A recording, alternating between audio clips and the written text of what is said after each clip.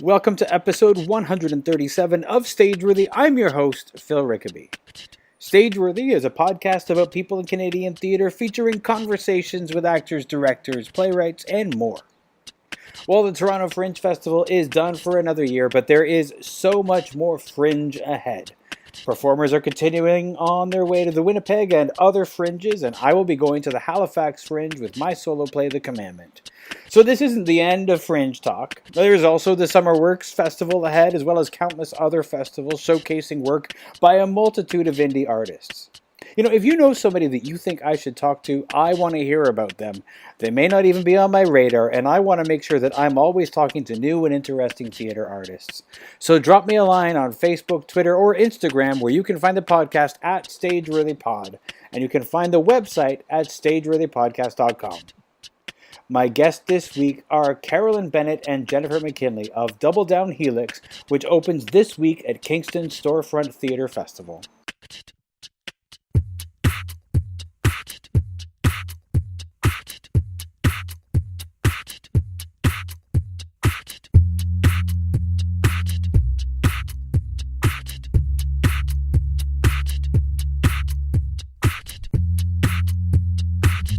Have you done the Storefront? You've done the Toronto Fringe, but is this your first time, both of you, for the Kingston Storefront? It's only been around for 3 years. Oh, okay. Yeah. Okay, so it's super new. Yeah, it's super new. This is my first solo show ever. Okay. You know, like I'm a stand-up comic, so... Are you recording right now? Yeah. Well, just jump in. Okay. Oh! No, don't. I want you to feel like it's a conversation. It's not an interview. We're just gonna shoot the shit, so don't worry about it. Hello, audience. Sit where you're comfortable, and we'll just go from there. My name is Carolyn Bennett. I'm a writer and comedian, and I'm here with Jennifer McKinley, my director. I like how you're leaning into the mic as though it can't pick you up from like the 1 foot behind you. It is. The volume is perfect, so you don't have to worry at all. Is this thing on? Yeah. That's what I'm used to. You can tell you're a comic. Yeah, that's what I'm used to. Eat it. In terms of as your first solo show, Carolyn, because the Commandment that I'm doing in Halifax this year, that's my first solo show. What was it that drove you to do a solo show? The subject matter really appeals to me, and that is, to whom do you belong? Do we belong to science now? As is being proposed to us through the use of DNA kits. Mm-hmm. So the whole thing about defining family, defining who we are through our, deoxyribonucleic acid, and the industry that's been created around this, I found really interesting. I find it fascinating, and I just started writing, and if I had known that it would be this difficult to act, never in a million years would I have put myself out there. I think it's super easy to write a show. Oh, disagree. No. Okay. This is Jennifer McKinley speaking now. Jennifer, don't take this the wrong way. Writing is its own thing. But I thought, when I wrote my show, I'm writing the fucking thing. How hard will it be to learn the lines for this thing I wrote? Well, it is surprisingly hard. Because it's a discipline. Yeah. As I'm learning. Acting is a discipline. Writing is its own kind of revealing, its own kind of revelation, its own kind of emotion. It has its own logic, it has its own rhythm. As writers, we sit with our computer and our imaginations and our thoughts and create these worlds in our imagination. It's very sedentary. Yeah. It's very isolating. Yeah. Agonizing too. Yeah. It can be agonizing. I don't know about you, but I spend... And Jennifer, I spend hours at the computer, absorbed in what I'm doing, and then I better move. I better go to the gym. I better eat something. But as far as getting it on its feet, as Jennifer says, I thought, okay, I'm going to challenge myself, because as a stand-up comic, I'm used to being in front of audiences. Yeah. I'm used to performing. I'm used to, writing a hell of a lot. Yeah. Memorizing, I probably have a couple of hours of stand-up material. Have I done a couple of hours? Absolutely not. No way. I think the most I've ever done is 45 minutes. Yeah. But I thought, okay, I'm going to challenge myself and do this material, and I liked the idea of a solo show that wasn't stand-up. Yeah. So when I saw Jennifer's show, Operation Sunshine, at the Feminist Fuck It Festival, I was very impressed with what I saw. Her performance, her writing, the way she thinks, her politics, not only that, but the way, here I am complimenting you. You're just laughing. She's just sitting there laughing up. And the way that she was able to bring the subject matter about in such a compassionate and humorous way, in a deeply personal, but also, very political about the sexualization of women, whether they know it or not. And I was really struck. So when I got accepted into the Kingston Fringe, the Storefront Fringe, what do I know about directors? What do I know about solo shows? No clue. I mean, I could have asked one of my stand-up friends, but then I would have gotten a stand-up show. Yeah. So I thought, well, who can I ask? And I know Jennifer because Jennifer directed one of my short plays for the New Ideas Festival at the Alumnae. And I thought, well, I'm going to ask her. I really didn't hold out any hope because I thought she'd be busy or something, right? But when she agreed, I was delighted.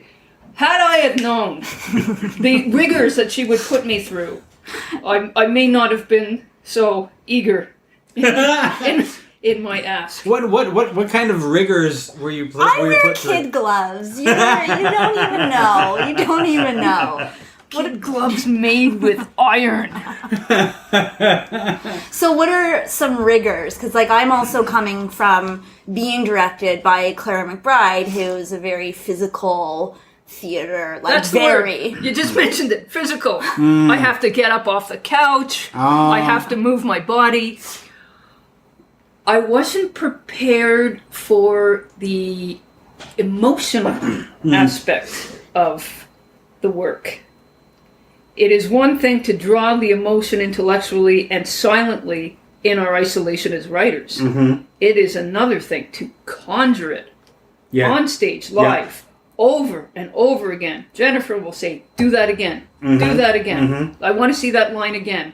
Oh, do I have to? Yes. Because what I'm being pushed to do is find the emotional truth in the situation. Yeah. And intellectually, it's very easy to see that when you're writing. You're constructing it. You're setting the blueprint and the foundation.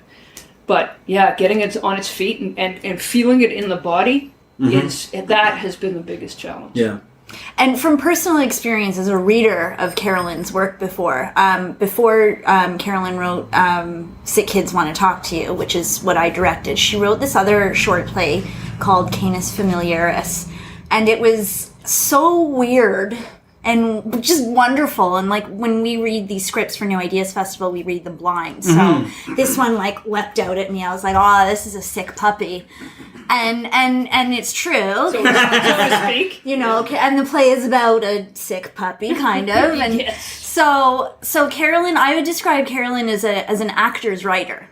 Okay. So when she talks about the work being an intellectual process, right, I would say, there's a lot that's left for a director and an actor to explore because her writing is very layered. Yeah. It's not obvious because it's a little bit on the dark side.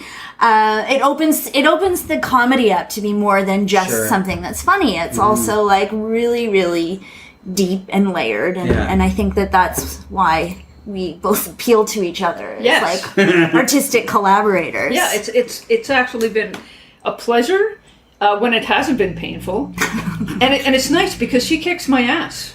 I mean, I'm 20 years older than her. Yeah, she's kicking my ass. I feel like saying, "Will you fuck off?" But no, she's my director, and I have a lot of respect. Is it? I mean, when you say that, it's the you knew that she was going to kick your ass. Yes, that's why I asked her. Yeah. Yeah. So although you don't, I mean, she's pushing you towards what she needs to, but yeah, you did know it was. I signed up for it. Yeah. I may at times resent it, but it's only because of my own inertia and laziness and unwillingness to go there. But I just hope that the end result entertains people, has them think, enlightens them. All those things that we hope our work does. Yeah. And she's very modest. It's very funny. It's very. I don't care if it makes people laugh. I'm like, you're a comedian. Yes, you do. So he wrote this. But it's not stand-up. The difference between stand-up and doing a solo show, I was thinking about it. We were discussing it yesterday. When I do stand-up, I feel like I have to be in command. You know, like master and commander sort of thing. You grab the mic and you stand and deliver. This is what I'm going to talk about. You're going to listen. My sole objective, well, you know, I guess the main objective is to make people laugh. Yes. As a comedian, you want to make people laugh. If you can get them thinking, you know, she makes you laugh, she makes you think, she makes you think you're laughing. Right. You know, that old thing. But if you can, you know, spark some intellectual life in them, or you know, get them thinking in a certain way, and you know, I never considered that, and introduce that kind of topic in a humorous way. I think that's a very powerful means of communicating. But again, the primary purpose is to make people laugh. So it is that command aspect. And, you know, Jennifer was asking about the motivation behind it. I said, well, it's fear, basically. You know, it's kind of like, I'm going out there and I'm going to make you laugh. And therefore, I've got that power over you. Because you're eliciting an immediate response through stand-up. This, on the other hand, you know, she's asking me about, like, motivation or, you know, how do I feel about this? And, you know, she mentioned love and trust. Which are, you know, foreign to a lot of stand-ups, you know, because, you know, I was reading something in the Toronto Star today, Indigenous comedians, and should Indigenous comedians, you know, laugh at residential schools or, you know, some of the most painful and shameful aspects of our history? And the answer is yes. You know, if an Indigenous person wants to talk about that, they can talk about whatever they want. And some of the best comedians are Indigenous because it comes from a place of pain. Sure. And that's how comedians stay sane. Is, you know, take a horrible situation. What are you going to do? You're either going to like jump off the Bloor Viaduct or you know, make light of the situation and get through it somehow, gallows humor or you know, vastly entertaining or whatever. So so the solo show and exploring these, you know, these other aspects of character and you know, sadness and loneliness and weirdness, of course, and connection is, for me as a stand-up, has been quite illuminating. I honestly didn't think I could do this. As a matter of fact, I was taking George Walker. He offers he's been offering workshops for actors. I thought, what the hell? You know, I'm a huge admirer of his work, right? Of his playwriting. I thought, okay, it's a chance to hang out with George Walker. Sure, I'll take his workshop. George, I'm going to be honest, I didn't learn anything about acting, but I learned about his playwriting and I learned about his process, you know. But, you know, I was talking about this project, Double Down Helix, and I said, yeah, well, I'm just, because he read it, and he said he liked it a lot. And he said, who's going to do this? And I said, well, I'm just going to read it from a stand. I'm going to wear a lab coat. And he got so angry. He said, you can't do that. What, are you crazy? He said, you need an actor. There's a lot of text here. He said, you can't. He said, boring. And I was hurt. I was hurt because that's how I saw this being performed. I said, no, I'm the scientist and I've got the lab coat and I'm telling the story. Boring. And I actually said, you're mean. And then he texted me saying, I'm sorry if I was mean. And then I had to write him back saying, no, you are absolutely right. That's the thing. You're right. and I'm a lame ass, and I'm too late to find an actor now. So I guess I got to do this thing. How long did it take you to realize that you were wrong? I was wrong the minute I said it. But did you know that you were wrong the minute you said it? 2 rehearsals. No, not really. I kind of thought I could get away with just reading it because I thought, well, it's a Fringe show. You can do whatever you want, and I've never done this before. And then I thought, yeah. But when it was Jennifer. If it wasn't for Jennifer, then I might still be reading it off a stand with wearing a lab coat. By the way, I'm not using a lab coat. Jennifer says no. So. But it's funny because the stand is almost a crutch. Oh, It is I used it as a crutch the other day in rehearsal. It's a barrier between you and the audience. And remember that point that I said, I don't think I need this stand, and she was so gentle saying, no, you don't. You don't need this stand. Nice. But it was nice. It was like training wheels. I let you ride around the block like a 10-year-old on like a bike for a 6-year-old. You know, now you're 11 and we don't need training wheels anymore. Yeah. But it's funny because there's for me, the idea, like I coming from theater world, I immediately saw that the stand is a crutch. But I recently found out that in doing my own show, things like microphones are a bit of a barrier. Like, how are you using the mic? Well, for my show, I only use it for a couple of moments. But there was at one point we were using it for something else, and the microphone is another way of, in some ways, separating you from the audience. Because your voice doesn't go from you to the audience. Your voice goes through the thing and out the speaker into the audience, and so there's a separation between your voice and the audience, which was a thing that we learned. Yeah. Like I learned about how important, like, oh my god, when my director said, you're gonna like talk to them, right? And that means that you're gonna like, because they're your scene partner, which means that you have to make eye contact with your scene partner. I had a nervous breakdown right there in rehearsal. Because like, okay, I've gotta like look at them, which was, but of course he was right, absolutely right. Just your first solo show? The Commandment was my first solo show. Yeah, it was. Okay, and then you wrote The Parliamentarians? The Parliamentarians was something I did before that, and it's not a solo show. Yeah. It was something I did. I wrote it at the Red Sandcastle's 24-hour thing, and then Rosemary asked if we wanted to produce it, and so we did. That one's not solo, but the Commandment was the solo. That was four five characters? Five people, yeah. Okay, yeah. Yeah.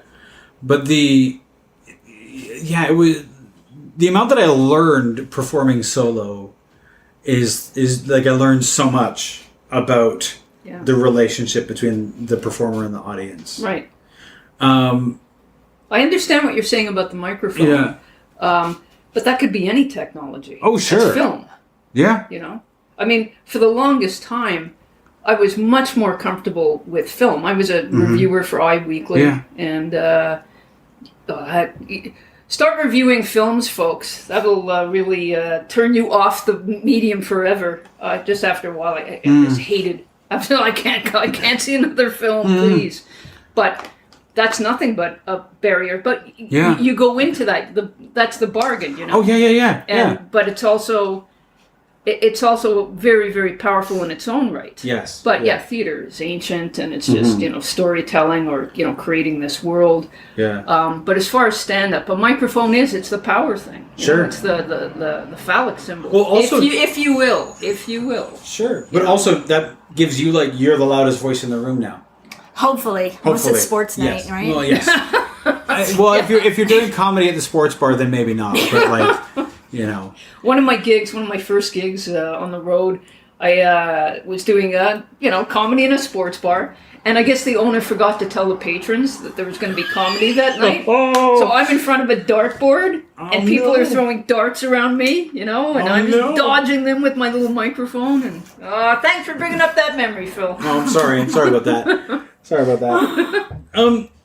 As when did you start writing theater? Because you said that you wrote a play for the New Ideas. So New Ideas. As a comedian, what drew you to write a play? It's kind of like stand-up was default. stand-up is something that, I hate to say this, but it's true. Anyone can do it. You know, there's open mics everywhere. So, okay, you want to go on? You want to call yourself a comic? Right, okay, we'll put you on. Okay, here's your 5 minutes. Here's your 10 minutes, whatever. And then you get better and better. Or not. I've always written plays ever since I was a kid. Because it's the voices in your head. It's the voices in your head that speak to you. And I listen to them, and then I just create the world in which they inhabit, right? I wrote a couple plays for CBC Radio back in the 90s when I lived out in Edmonton. So that was 92, I think. I won a competition out there, and it was mixed media. That was the play. And then I wrote a radio, and then Pure Convenience. That was the other play. So the succession. So I would say, the early 90s is when I started. How old am I? What? I mean, as somebody who was sort of like always writing plays, like as a younger person, when you started doing comedy, were you still like sort of leaning towards telling stories in sort of like the theater, or did you try to put it all into stand-up? I was also working in television. By the way, folks, this is such a pleasure being asked all these questions. I get to talk about myself. And here Jennifer's just sitting there, nodding. Why don't you pipe up? Why don't you say something? Well, we're gonna get to Jennifer. Okay, it's an organic conversation, and we're gonna get to Jennifer. I mean, this is lovely, folks, and hopefully you find. I'm saying folks. Why am I saying folks? Because you're old. I'm old, but I didn't vote for Doug Ford. I'm just old. What were we playwriting? Yeah. It's literature. I mean, I've written short stories. Oh, I don't know if you know this. This is pretty exciting. After this, I'm having my first novel published. What? By an actual publisher, I may add. That's exactly how my husband reacted. What? That piece of insanity is going to be published? Yeah. That's great. It was a shocker. Absolute shocker. I wrote it 12 years ago. Humber School for Writers. I was part of that. So that's another story. But so I've always been writing, and I've always had a large output of imaginative work. I guess stand-up is the thing that I'm mostly known for. And because, like I said, it's accessible. Like you don't have to wait years to see it on stage or decades to see it on the screen. I can think of a joke or a bit and then go to an open mic or go to Yuck Yucks and give it a shot that night if I want to. You know what I mean? So so the longer pieces, the longer work, I guess I just always wanted to write as a career. So I've been very fortunate to have been able to make a living off my creativity up until recently, I guess. I've taken some freelance work with the government, and that's its own entity, But I've done some speech writing for the government. It pays. Well, that's the thing. That's the important part. Yeah. One more question about Double. Well, I'm sure there'll be more questions with Double Down Helix. How long did it take you to write it? Not long at all. No. Probably. To actually barf it on the page was a week. To hone it, still being honed right now, a month. Okay. But the idea, somebody's got to be writing about this right now. It's so rich. Oh, there's it's like I've heard at least in various podcasts I've listened to, it's come up 3 times in the last 2 months. As just theater? Or just the subject, right? Just as the subject. I've been reading. In terms of what is this industry? What is this DNA test? What is what's the accuracy like and all that sort of thing. What's the accuracy and where does the information go? Yeah. I don't. Did you read my press release I sent? I actually sent a press release, folks. You see, I do work for the government. It all came about that my sister sent her DNA spit off to Ancestry, and then she wanted a sample from my brother, who works for the government. And he said, of course not. I'm not giving you my DNA, the most private, personal thing you could possibly hand over to God knows who, you know? And I just thought, what are you looking for? What exactly are you looking for? What kind of validation are you looking for? And I find it's a little frightening and a little suspect. And I may say nefarious. I will use that word. I think it's a nefarious thing. Maybe I'm being paranoid. Maybe I'm being paranoid. However, you know, these DNA companies say we're going to use the samples that we get for genetic research. Yeah. You know, let's find out, cures for new diseases. Let's make up diseases and find the cures for them. But they have that genetic stuff that they can tinker around with and play around with, right? I'm not very comfortable with it myself because I think it just opens up a lot of questions and possibilities of abuse of the system and these labs. Like who knows how accurate they are? Who knows who's dealing with the substance of who we are? The very thread of what makes us. There's every reason to be paranoid about that sort of thing. Because I mean, if we even justifying my paranoia. If we even look at the kinds of things that we agree to in our everyday lives when we're dealing with various websites and social media, and the agreements that we are making with them in terms of what they can learn about us, and these same corporations want our DNA. Yeah.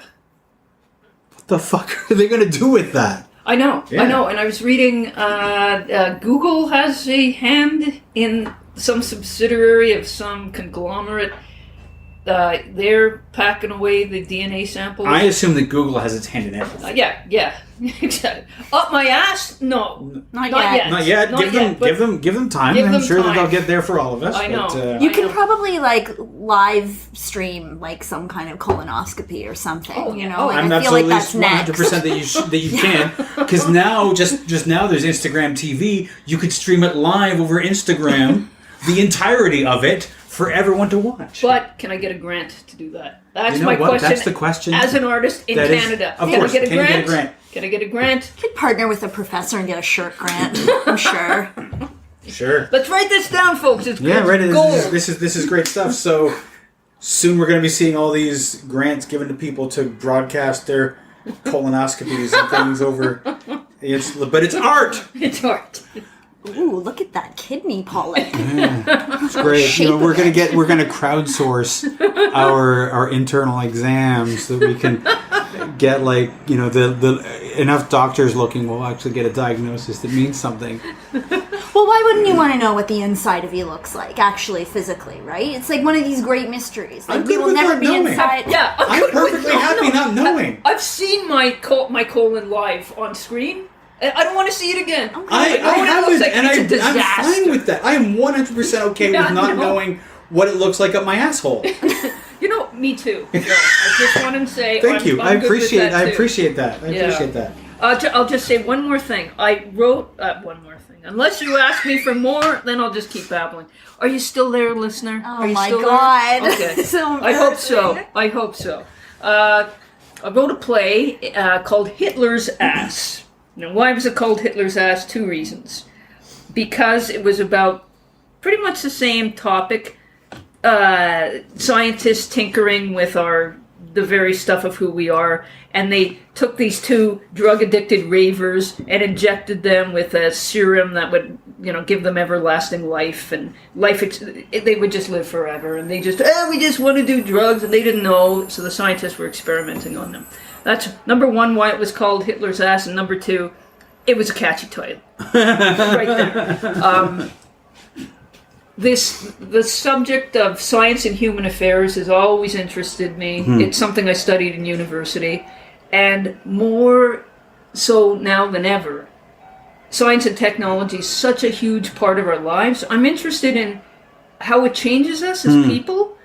The progress and the rapidity of the change, and I'm not anti-science. Far from it. I love science. I love studying science. I was telling Jennifer yesterday. My family, we grew up on the nature of things and CBC and all the the Nova on PBS and everything. And I come from a family of scientists. I'm the only arts person in my family. But I think we need to examine how it is changing us. Changing the dialogue, changing our language, changing our thinking, changing us as human beings. And I would say that it's been changing us since the Industrial Revolution, even the Enlightenment. I just read a book about monsters, and so Mary Shelley's Frankenstein came up. Though that's not really a scientifically... There's no science in that book, right? But it does science fiction. It talks about the horrors of the new science, as it's called. So I think that we're advancing so rapidly that we don't have time to keep up, and there are just so many questions. And so the one thing we can know is where we come from. But that's the thing. That's what I think the whole DNA test plays on, is that maybe you don't know where you came from. That's what people are trying to find out. Like, where did I come from? Like, and like, where is my family? Like, what's in my DNA? As though it's going to answer all of the questions. And I think that it doesn't have all the answers. It has probably more questions. I have read many articles about people who have taken these DNA tests and some of the incredible family secrets that have come from it, and how it has just shaken them to the core. Like taken who they thought they were, and just shaken them up and tossed them out the window. One of the lines in the play is verbatim from one of these articles I read. Her brain had been blown and couldn't be put back the same way.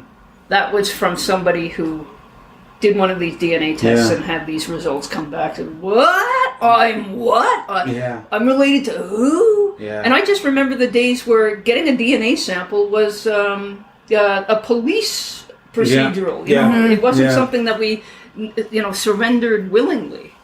No, it's true. It's true. Well, I mean, that sort of comes because we've been convinced by these corporations. And here I'm going to sound like the paranoid one now. These corporations have convinced us. Tinfoil hats. We should really. Is that we've been convinced that the answers are in our DNA, and that if we just give them our DNA and give them the right to look at it for other purposes as well, that we will have all the answers for who we are, where we came from. Right, and my play is about that. We are more than our DNA. It's to whom do you belong? And I'm realizing at my advanced age, I'm 56. I'm not that old, but my idea of identity has completely changed. I don't want an identity. I don't even feel like I belong to myself. I belong to. This is so new agey, folks, but I belong to the universe.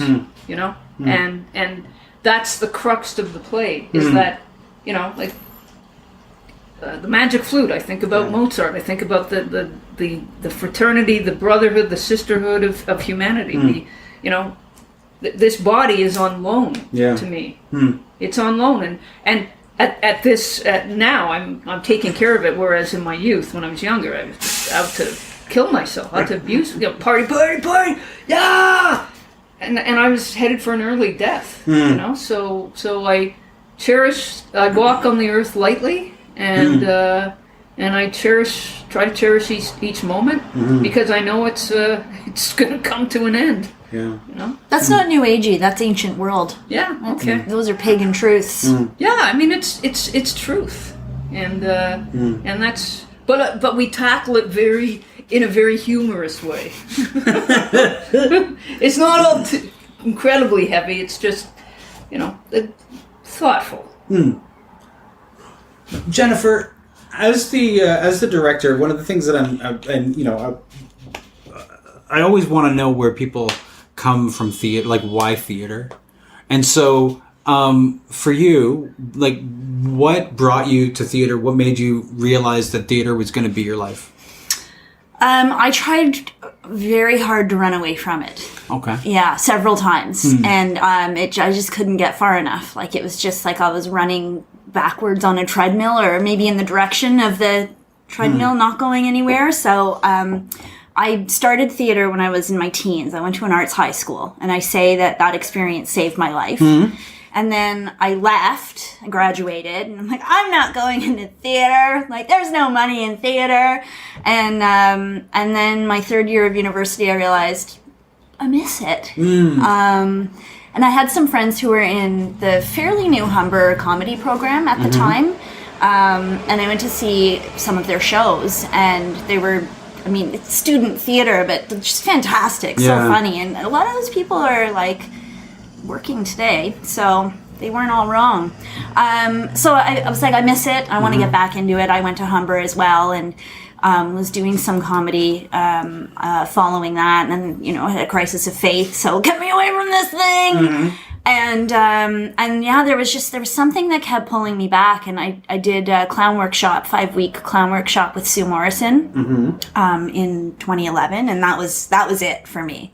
So, like, a series of events happened in my life that I can't talk about because I signed a non-disclosure agreement, but I love those. NDAs. Yeah. Since then, like, I've been very lucky that I've just said yes to the thing finally, and so it's like enriched me. Like, I never thought it could.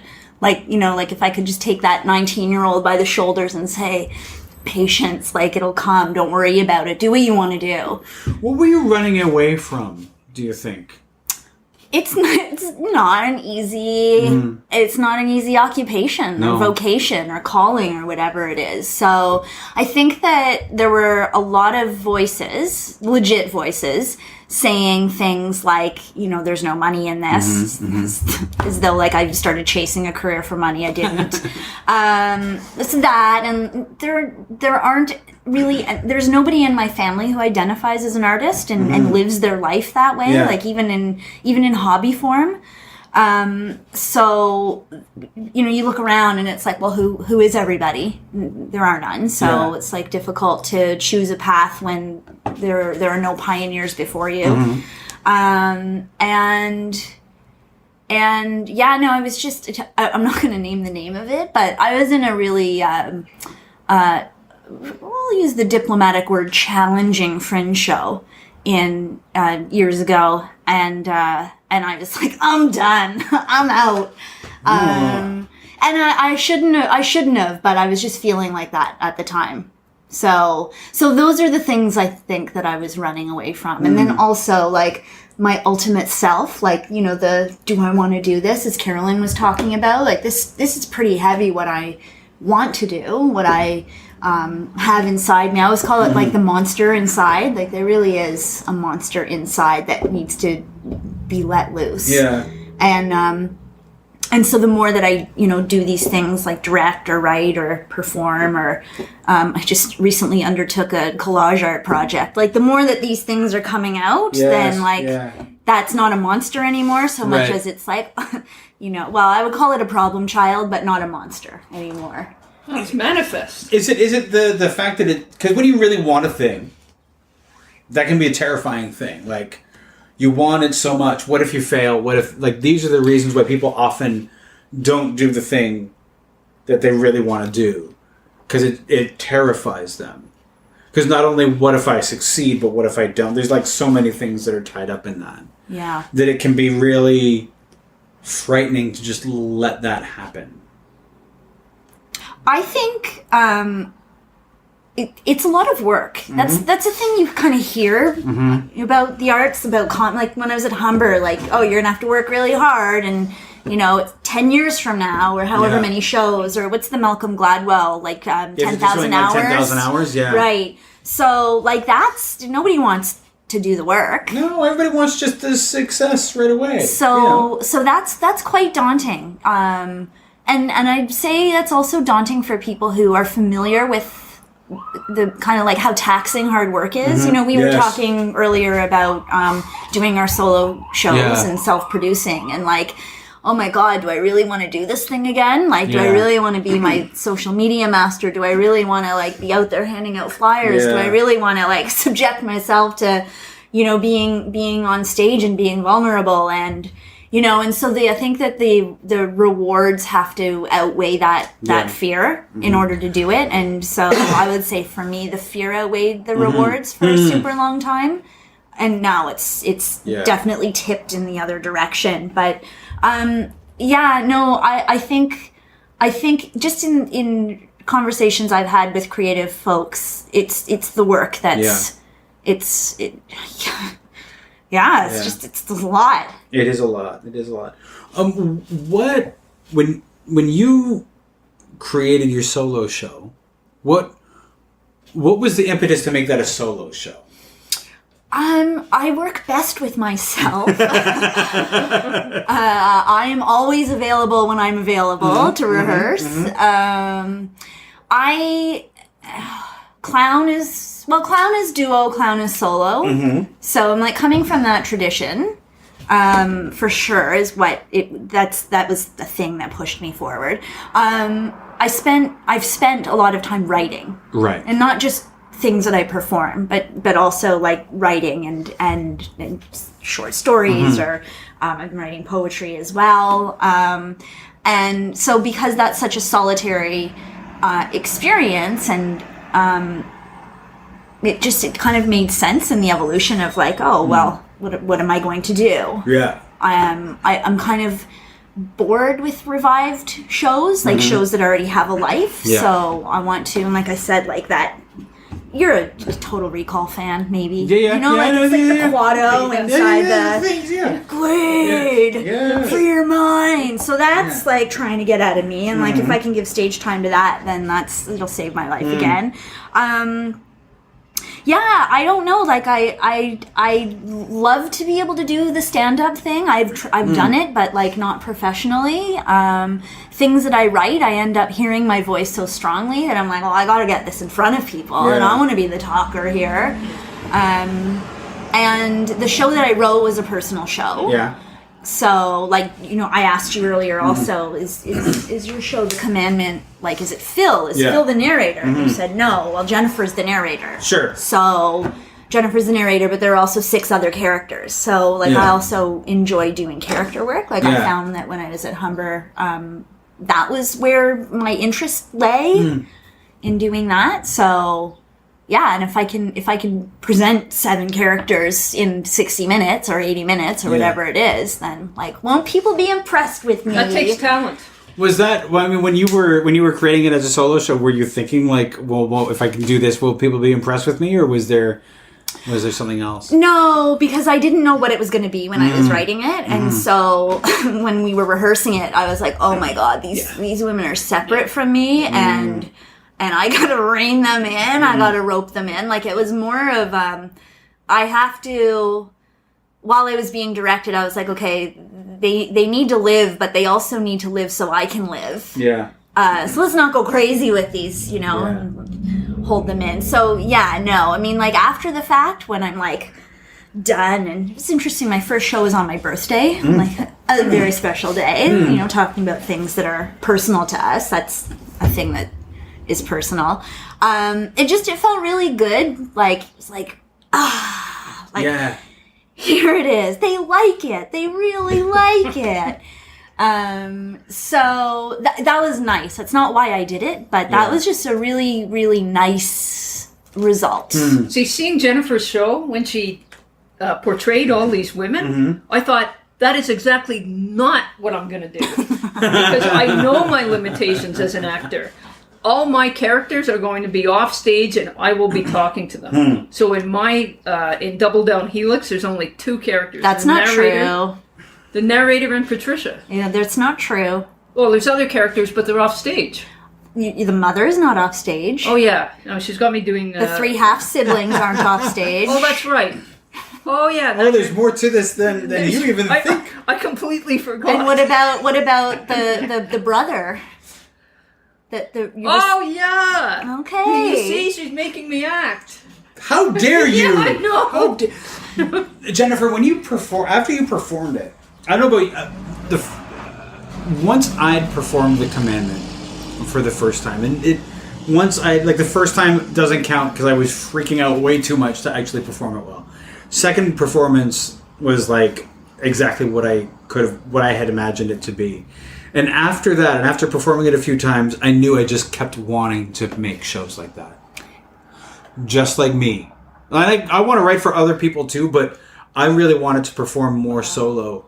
And I think it was... Carolyn, you talked about the power of the microphone. Mm-hmm. And for me, it was the fact that I could get up on stage and it would just be me.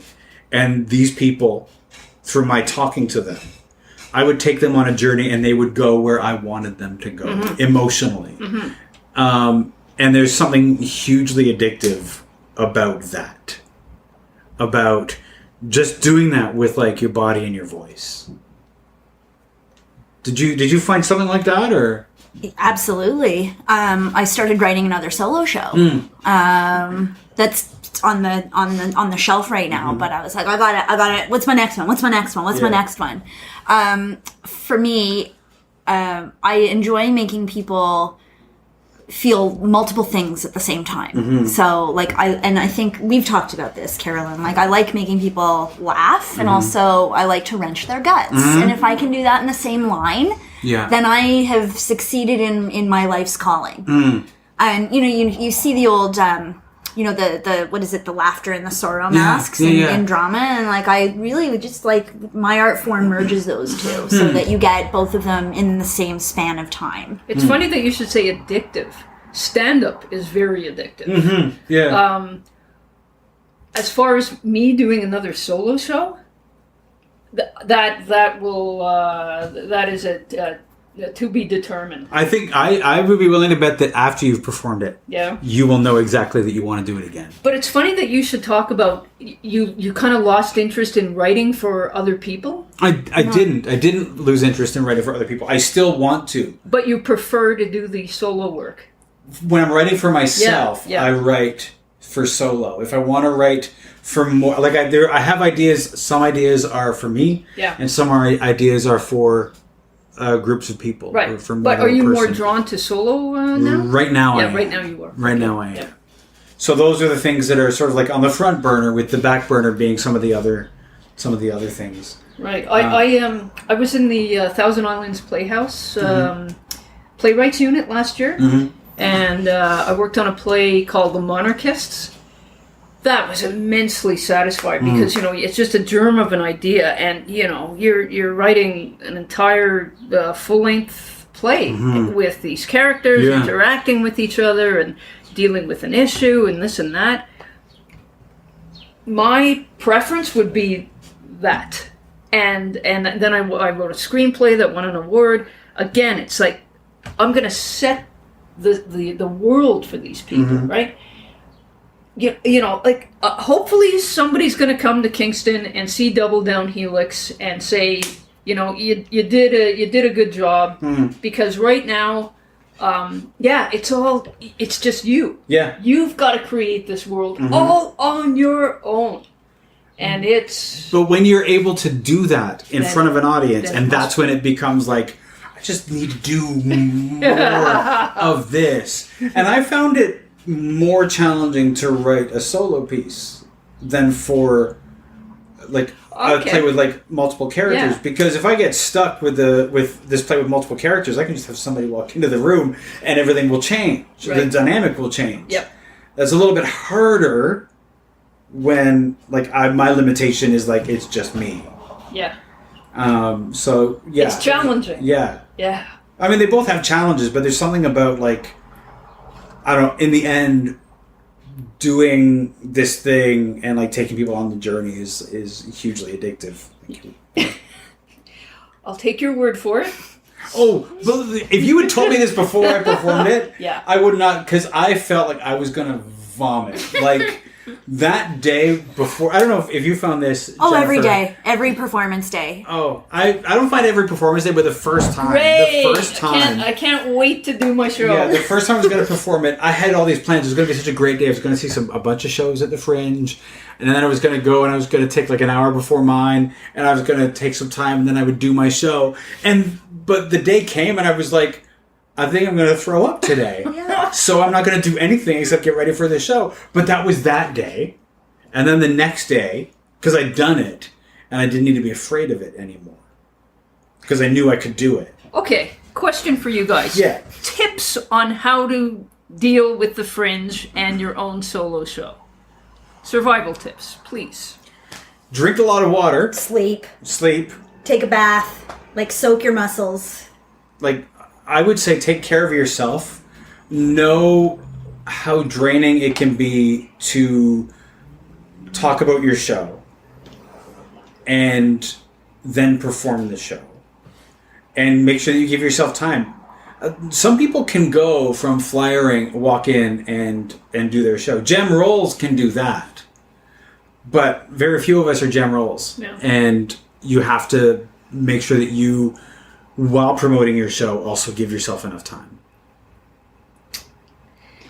Yeah, breathe through that anxiety. Oh, shit, yes. Look, Yeah. I want to throw up right now, listening to you guys. That's... No, but, like, this is the thing, is, like, once you've done it, Yeah. you'll be fine. Yeah. It's just that, for me, it's just that first time I was like, I am going to throw up today. This is what's going to happen. And I was afraid I was going to do it, like... On stage. I didn't think I would do it on stage. I thought I might do it at the back of the house before the show. I thought for sure that maybe I would have to ask somebody to have a bucket nearby or something. Hydration is very important because your mouth is going to get super dry. So dry. I didn't have water on stage when I did my show. Like, I was like, water on stage. And Claire's like, no water on stage. I'm like, but I'm going to be so thirsty. But there's no time in my show to take there's no time. So your show at the Fringe was 90 minutes. It was 80. It was 80. 80 minutes, and then at the Feminist Fuck It Festival, It was 55. That ran in I had to cut April it. 2008. Do they only give you 55 minutes? They only gave me 60 minutes. Okay. And so I was like, cut. I'm merciless about cutting. Yeah, I was like, you know what? I'm going to do this again. This is going to be a great experience to see what the show is in 60 minutes. Like, if I have to pack it up on my back and take it to another city where it's a 60-minute thing. When I was doing earlier workshops of my piece, I remember doing like 7 minutes of it, which was, I'd written a short story. And I did it at a crapshoot at Theatre Passe Muraille. And I had no moisture in my mouth. And I was like, they can hear it. My consonants sound weird. Like, my tongue is sticking to various places in my mouth. I didn't have as much of that during the run of the Fringe. I was very, very conscious of my water consumption leading up to showtime. So just backstage, just make sure your mouth is moisturized. Like, just put some moisturizer on it. But none of this, like, Lip X, Balm X, whatever that is. That should allow you to pull dries it out. all the moisture out of your mouth. Nothing with Blistex. That's it. Avoid Blistex. Go natural. Beeswax all the way. Beeswax. Unless you're vegan, then don't do beeswax. Do some kind of coconut oil. But yeah, you'll need some of that. And, like, even grease up your gums. Should I stop taking my meds? No. No, fuck no. No. Please don't. Also, Double down. Also, one thing that I would say is, like, be conscious of when you're eating in the day. Yes. Especially, I don't know how physical your show is, but if there's any physicality to it, don't be like, before the show, I'm going to have a double burger with fries, and I'll have a big, give yourself time for digestion before the show, or eat light. And because I always find myself ravenous after the show, regardless of what time it is, so I'll, like, eat lightly beforehand, because I know I'm going to, like, pack possibly it in later. vomit. Well, maybe. And if you go and you eat, like, a double burger before the show, you're probably going to vomit during the show.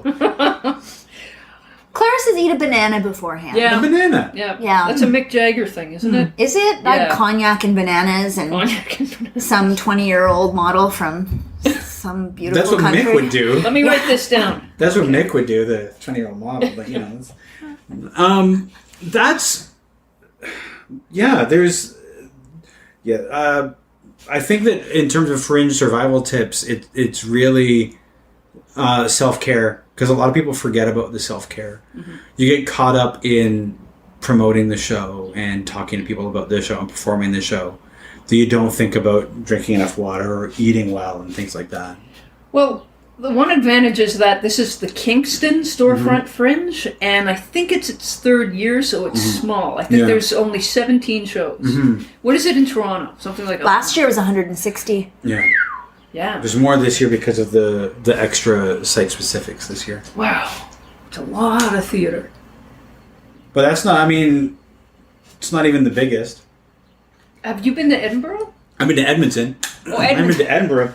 No, Edmonton scares me. Edinburgh makes me want to just vomit just thinking about it. Did you read that article that came out a year ago? It was like a blog. It was a woman who was participating in the Edinburgh. She had a solo show, and she fell ill because of the experience, and she had to back out, and she was having major anxiety about it. And they're like, "Okay, bye," and she's like, "Okay." No, but it's like, there's like 2,000 shows in Edinburgh. Whoa! And it runs for a month. Like, Edinburgh is like this massive machine that, how are you going to get noticed? I don't know.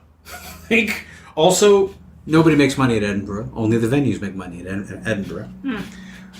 Edmonton is massive. Yeah. Not Edinburgh massive, but it's I think the year I was there might have been 250, 300 shows. But it's such a progressive city. But it was still you can do really well in Edmonton. Yeah. Yeah, that was the first Fringe in Canada, right? Yeah, it was in Edmonton. Yeah. First Fringe outside of Edinburgh. Oh, okay. Wow. Yeah.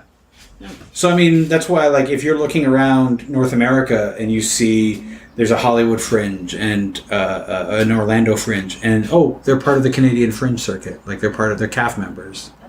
Even though they're States. In the States, yeah. Really? Oh. Yeah. Yeah. So, is there something that you are? What are you most looking forward to about presenting the double down Helix? Double down Helix, yeah. When it is 61 minutes. 61 minutes later. What am I looking forward to? Being in Kingston.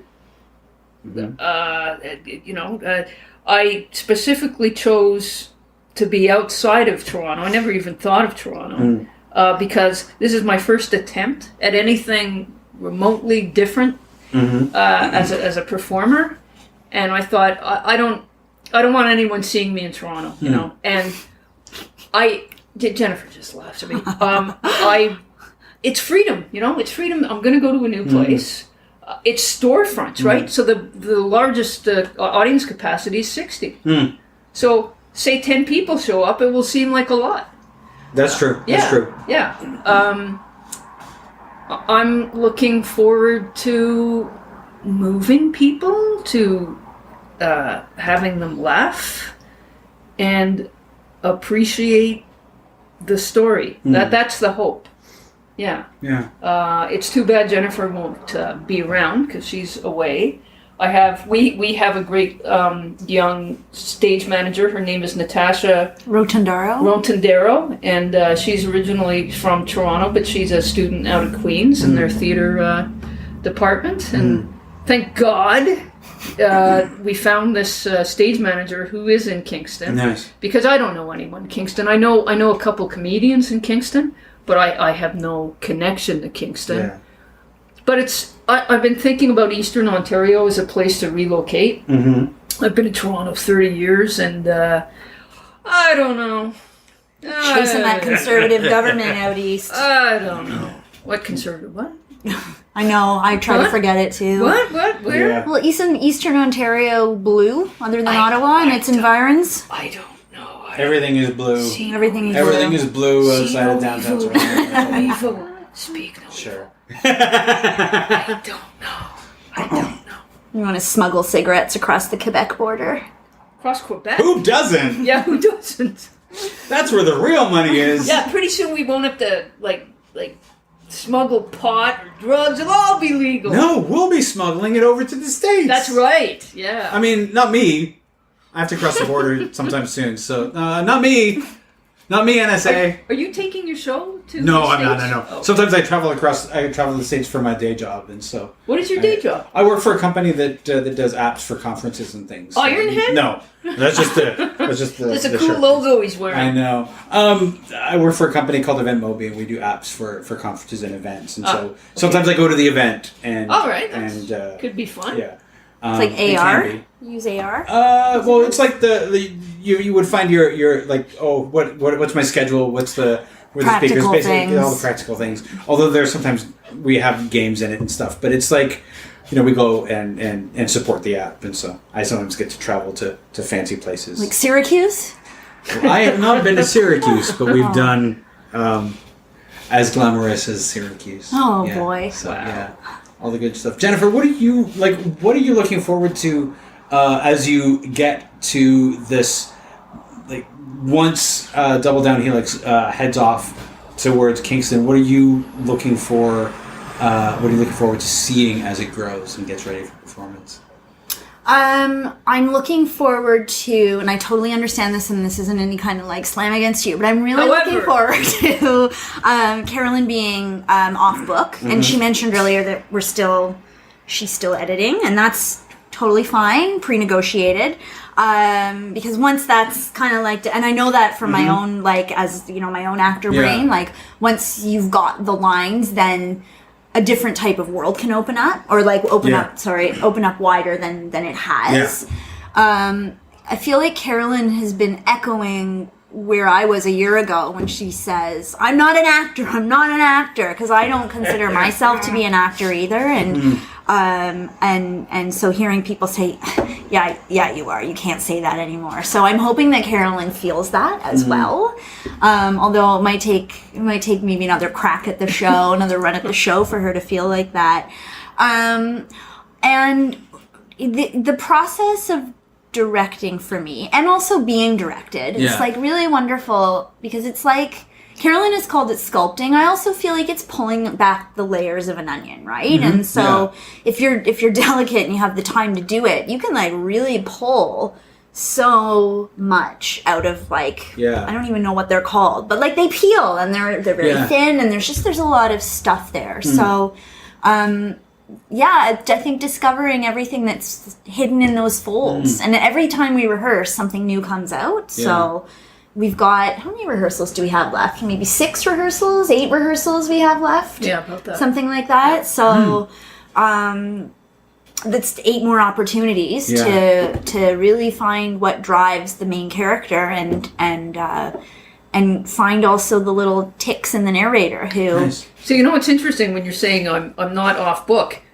I was rehearsing today in the park and completely off book. Like when I'm reading, just doing the lines, right? But it's when you throw in all the emotional stuff. Right. Walk here, turn on your heels, say this now. Oh yeah, the blocking and the physicality. That it's funny just to hear Jennifer just burst out laughing at moments.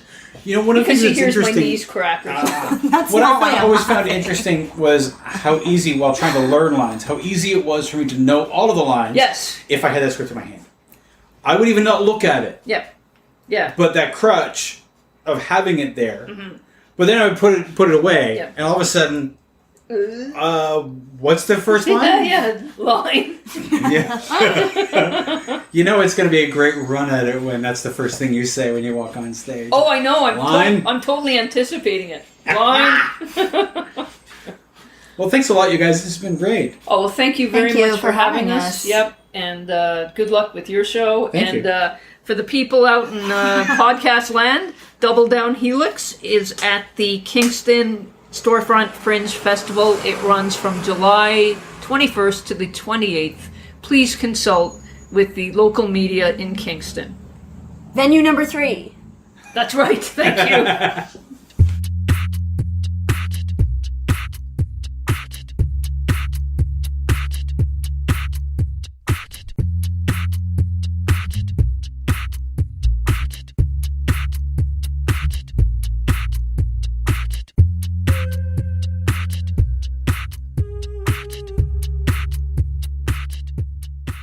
This has been a Homebody Productions production.